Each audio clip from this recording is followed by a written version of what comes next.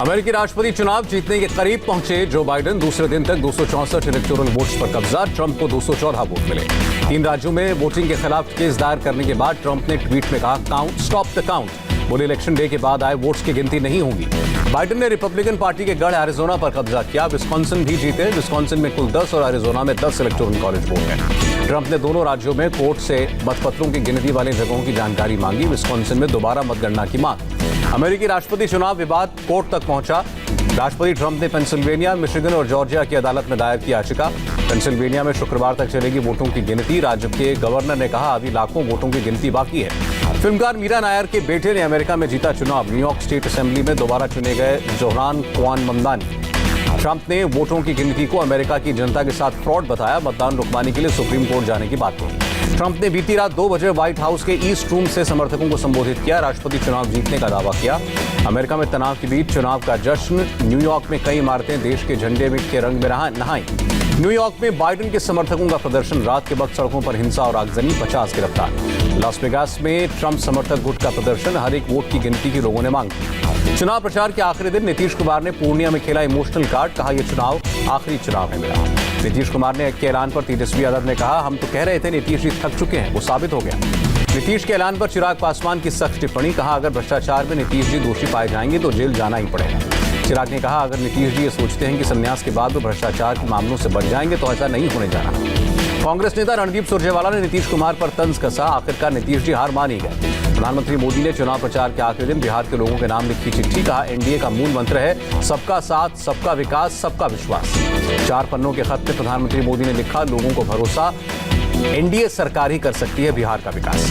प्रधानमंत्री ने पत्र में लिखा, एनडीए ने सड़क, बिजली जैसे अभावों की पूर्ति की, अब आकांक्षाओं की पूर्ति के लिए काम करेंगे। प्रधानमंत्री मोदी ने कहा, बिहार को अभाव से आकांक्षा की ओर ले जाना एनडीए सरकार की बहुत बड़ी उपलब्धि है। प्रधानमंत्री बोले, बिहार में जात पात नहीं विकास पर वोट पड़ रहा है, कुशासन नहीं सुशासन के नाम पर वोटिंग हो रही है। प्रधानमंत्री ने चुनावी खत के आखिर में लिखा, बिहार में योजनाएं अटके नहीं भटके नहीं, इसलिए बिहार में नीतीश सरकार की जरूरत। राहुल गांधी ने कहा, महागठबंधन सरकार का नारा। कहा, किसान का कर्ज करेंगे माफ, बिजली का बिल होगा हाफ।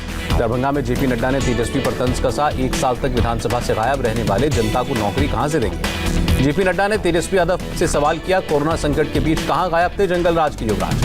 नड्डा बोले, लोग ट्रंप पर नाकामी का आरोप लगा रहे हैं, लेकिन मोदी सरकार ने सही वक्त पर फैसला लेकर देशवासियों को बचाया। नड्डा बोले, इस बार का चुनाव केवल उम्मीदवारों को वोट करने के लिए नहीं बल्कि बिहार के भविष्य के लिए है। सहरसा में महंगाई को लेकर तेजस्वी ने बीजेपी पर तंज कसा। कहा, प्याज ने सेंचुरी और आलू ने हाफ सेंचुरी मार दी। तेजस्वी बोले, अब महंगाई डायन नहीं भौजाई नजर आ रही है। दोहरा चरित्र जीते हैं बीजेपी के लोग। तेजस्वी का हमला। कहा, नीतीश और मोदी को रोजगार की समस्या नहीं दिखती। डबल इंजन की सरकार में भी नीतीश ने कुछ नहीं किया। बिहार में चरम पर सियासी जंग। चिराग ने नीतीश को बताया बिहार के इतिहास का सबसे भ्रष्ट मुख्यमंत्री। कहा, नीतीश के खिलाफ जांच होनी चाहिए। बिहार के सीएम पर चिराग का हल्ला बोल। कहा, प्रधानमंत्री मोदी के सामने नतमस्तक दिखते हैं नीतीश। कुर्सी प्रेम की खातिर मोदी के सामने हाथ जोड़े खड़े रहते हैं। एलजेपी अध्यक्ष ने तंज कसा। कहा, 10 तारीख के बाद तेजस्वी के सामने नतमस्तक होते दिखेंगे नीतीश। खोखले वादे करना कोई इनसे सीखे। चिराग पासवान ने ईवीएम मसले पर पलटवार किया। कहा, जब कांग्रेस या महागठबंधन के लोग ईवीएम पर सवाल उठाते हैं, मतलब अपनी हार स्वीकार कर लेते हैं। ईवीएम पर केंद्रीय मंत्री गिरिराज सिंह ने कहा, इस बार मोदी जिन्न ईवीएम से बाहर निकल कर आएगा। बिहार में आज शाम थमा चुनाव प्रचार। 7 नवंबर को तीसरे चरण में 78 सीटों पर डाले जाएंगे vote. Chief election commissioner Sunil Arora ने चुनाव को बताया महापर्व। कहा, 33,000 बूथ बढ़ाने पर लेकिन चिंता नहीं। बंगाल के 2 दिवसीय दौरे पर अमित शाह का पहला दिन। बांकुरा में आदिवासी परिवार से गृहमंत्री ने की मुलाकात। बांकुरा में अमित शाह ने ममता सरकार को उखाड़ फेंकने का दावा किया। कहा, ममता बनर्जी के खिलाफ भयंकर जनाक्रोश। बांकुरा से अमित शाह ने बंगाल चुनाव का बिगुल फूंका। कहा, 2/3 बहुमत से बंगाल में बनेगी बीजेपी की सरकार। टीएमसी ने अमित शाह का उड़ाया मजाक। कहा, अमित शाह सरकार बनाने का दिन में ही सपना देख रहे हैं। ममता बनर्जी ने अमित शाह पर पलटवार किया। कहा, आलू और प्याज के दाम को कौन उखाड़ेगा। बढ़ती महंगाई के खिलाफ प्रधानमंत्री को चिट्ठी लिखेंगी ममता बनर्जी। राज्य सरकार के हाथों में कंट्रोल देने की मांग। यूपी के डिप्टी सीएम केशव प्रसाद मौर्य ने कहा, मायावती महागिरावट और महामिलावट की ओर अग्रसर है। गोरखा मुक्ति मोर्चा के विमल गुरुंग का दार्जिलिंग पार्षदों को लेकर दावा। बीजेपी में गए 17 पार्षद वापस आएंगे। इन्वेस्टर्स समिट में प्रधानमंत्री ने किया आत्मनिर्भर भारत का जिक्र। कहा, ग्लोबल मैन्युफैक्चरिंग पावर हाउस बनेगा भारत। प्रधानमंत्री ने कहा, कोरोना काल का भारत ने बहादुरी से सामना किया। दुनिया ने देखी भारत की ताकत। राउंड टेबल मीटिंग में प्रधानमंत्री का बयान, कहा नीतियों और लोगों के सहयोग से महामारी पर रोक लगी। 6 नवंबर को भारत और चीन के बीच 8वें राउंड की कमांडर लेवल मीटिंग चुशूल में होगी बैठक। रक्षा मंत्री राजनाथ सिंह का बयान, चीन के साथ संबंध सुधारने की कोशिश जारी, कूटनीति और सैन्य स्तर पर हो रही है बातचीत। रक्षा मंत्री ने फिर साफ किया, सेना किसी भी स्थिति से निपटने के लिए तैयार, हम अपनी सीमाओं और संप्रभुता की रक्षा करने में पूरी तरह समर्थ हैं। नेशनल डिफेंस कॉलेज में रक्षा मंत्री का संबोधन, कहा मित्र देशों की सेना अफसरों के लिए बढ़ाई जाएगी सीटें। बंगाल की खाड़ी में आज INS शक्ति ने मालाबार एक्सरसाइज के दौरान दिखाया जौहर, भारत समेत 4 देशों की नौसेना कर रही है exercise. Army chief general Manoj Mukund Naravane को नेपाली सेना ने दिया गार्ड ऑफ ऑनर, नेपाल के दौरे पर हैं सेना प्रमुख। नरवणे को नेपाल के जनरल का ऑनररी रैंक, राष्ट्रपति विद्या देवी भंडारी ने दिया सम्मान। करतारपुर पर पाकिस्तान की नई चाल, गुरुद्वारे के रखरखाव के लिए प्रबंधक समिति से सिखों को हटाया, बनाया नया संस्थान। अब गुरुद्वारे का रखरखाव करेगा प्रोजेक्ट मैनेजमेंट यूनिट, संस्थान में एक भी सिख सदस्य शामिल नहीं। करतारपुर साहब के रखरखाव को संस्था को सौंपने पर भारत ने निंदा की, विदेश मंत्रालय ने कहा सिख समुदाय की धार्मिक भावनाएं आहत। केंद्रीय मंत्री हरदीप सिंह पुरी का बयान, गुरुद्वारा प्रबंधक कमेटी के प्रतिनिधियों को हटाकर ISI के सदस्यों की एंट्री कराई। पंजाब के कई सांसदों से मिले रेल मंत्री पीयूष गोयल, जल्द ट्रेन सेवा शुरू करने पर दिया आश्वासन। पीयूष गोयल ने कहा पंजाब में रेलवे ट्रैक खाली होते ही ट्रेनें चलाई जाएंगी, राज्य सरकार को सुरक्षा सुनिश्चित करनी होगी। फिलौर से आई अच्छी तस्वीर, रेलवे ट्रैक प्रदर्शनकारियों ने खाली किए, प्रवास के पार्क में होगा प्रदर्शन। अमृतसर में हाईवे पर किसान मजदूर संघर्ष समिति का प्रदर्शन, कृषि कानून के खिलाफ जताया विरोध। राजस्थान में गुर्जरों का आंदोलन जारी, भरतपुर में रेलवे ट्रैक पर डटे हैं प्रदर्शनकारी। केंद्र सरकार की कृषि नीतियों के खिलाफ ओडिशा में प्रदर्शन, किसानों ने बाढ़ और साइक्लोन की वजह से बर्बाद हुई फसलों का मुआवजा मांगा। पुंछ जिले के 3 सेक्टर्स में पाकिस्तान ने तोड़ा सीज फायर, भारतीय सेना ने दिया मुंहतोड़ जवाब। पुलवामा में आतंकियों के 7 सुरक्षा बलों का एनकाउंटर, आसपास के इलाकों को घेरा गया। बिहार के भागलपुर में गंगा नदी में पलटी नाव, 11 लोगों को सुरक्षित निकाला गया, 2 शव बरामद।